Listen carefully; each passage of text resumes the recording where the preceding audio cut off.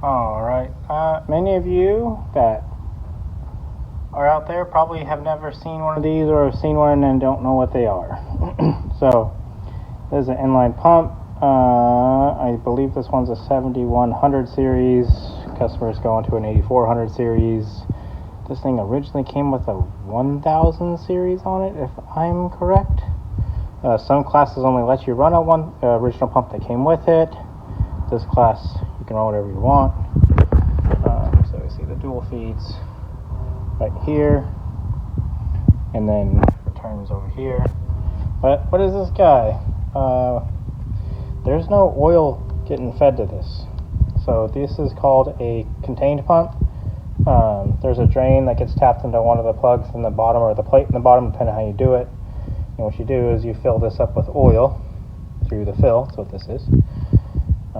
And after so many pulls or passes, you drain the oil out and put new oil in it. So there's no oil that comes to this guy. They make their own pressure internally. They don't drain back to the case or anything. And this is an ag governor pump. So you got your auto govs and your ag govs. Your auto govs have an AFC housing, and your ag govs do not. What is the difference between, like, why would you run an ag governor on a sled pull truck and not an auto governor? So the big deal with the ag governors is not so much you get more horsepower out of an ag gov pump, but what you do get is more engine RPM, typically, because an ag governor will try much harder to reach the RPM you're telling it to get to with the throttle lever than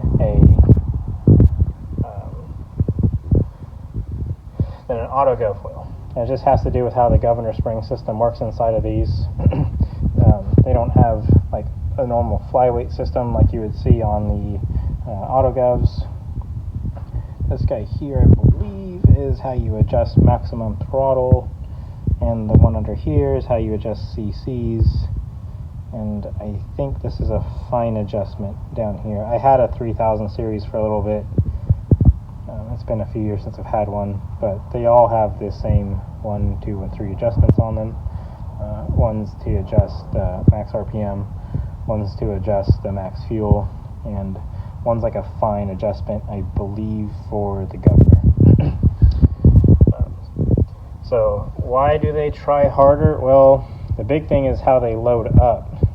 So with an ag governor, think of it like a tractor, where if you're tilling a field and you just set the lever to a certain spot and you want it to do, say, 10 miles an hour, and it comes under load, it's going to automatically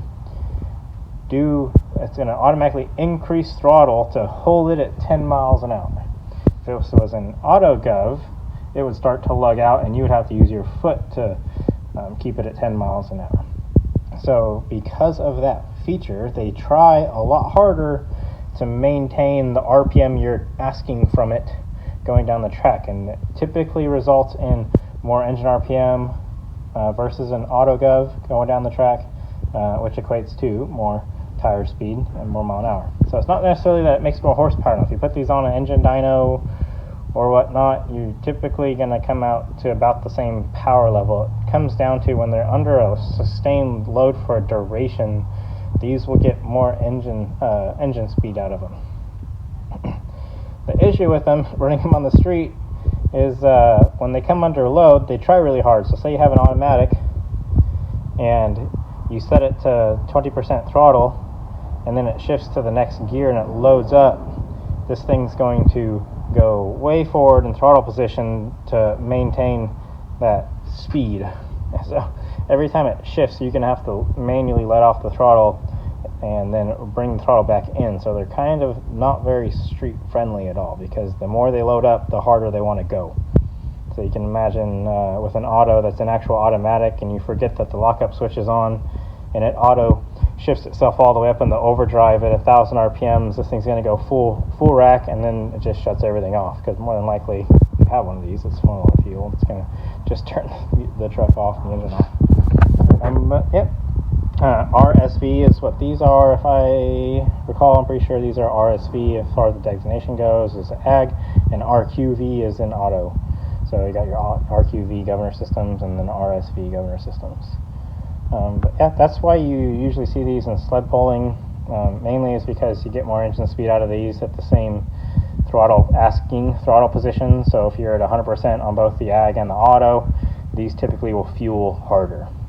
So it's not that either pump moves more fuel, it's that the governor system will deliver more fuel. So both pump sections from right here forward, whether it was ag or auto, will flow the same amount of fuel given they're all the same. It's this section back here which adjusts the how hard it's going to work going down the track for you. They're very touchy. They're a pain to drive.